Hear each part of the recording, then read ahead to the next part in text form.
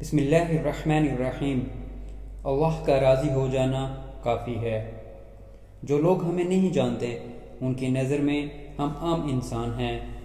جو ہم سے جلتے اور حسد کرتے ہیں ان کے لیے ہم متکبر و مغرور ہیں۔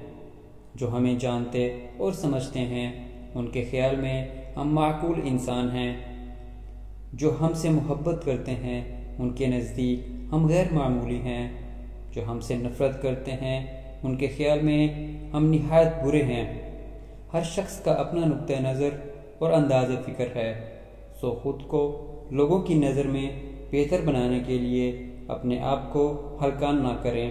اللہ کا راضی اور خوش ہو جانا آپ کے لیے کافی ہے۔ لوگوں کی خوشنودی ایسی خواہش ہے جو حاصل نہیں کی جا سکتی، جبکہ اللہ کی خوشنودی ایسا مقصد ہے جسے چھوڑا نہیں جا سکتا۔ بس جو چیز حاصل نہیں ہو سکتی اسے چھوڑ دیں، اور جسے چھوڑا نہیں جا سکتا اسے حاصل کر لیں۔ سبحان اللہ۔